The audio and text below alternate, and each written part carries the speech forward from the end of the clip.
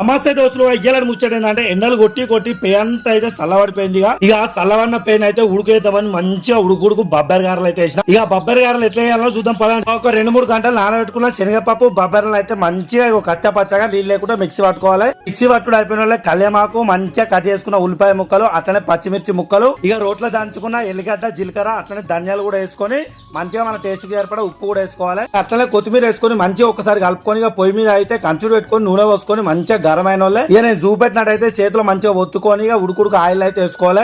మంచిగా నూనెలు వేసుకున్న వాళ్ళు అయితే ఒక 7-8 నిమిషాలు అయితే మెల్లగా ఉడికించుకోవాలి. గట్టి మంట మీద అయితే అస్సలు ఉడికించుకోకూడదు, ఎందుకంటే లోపల మళ్ళీ పచ్చి పచ్చిగా ఉంటుంది. నన్ను అయితే అస్సలు అనద్దు. నేను చిన్నగా ఉన్నప్పుడు అయితే మా అమ్మ అయితే ఈ బొబ్బరి గారప్పలు దనకాయ ఎత్తుండే. ఇక ఆ బొబ్బరి గారప్పల కోసం మా చెల్లె నేనైతే మస్తు లొల్లి పెట్టుకుంటే ఇక మా అక్క అయితే సెంటర్లు వచ్చి మంచిగా ఎరుసుకొని పోతుండే. ఇక మనకు బొబ్బరి గారెలు అయితే మంచిగా రెడీ అయిపోయినా ఉల్లిపాయలు అట్లనే పల్లి చెట్టు వేసుకొని తింటే సూపర్ ఉంటుంది. మన వీడియో నచ్చినట్లయితే సబ్స్క్రైబ్ చేయండి, షేర్ చేయండి, లైక్ కూడా చేయండి.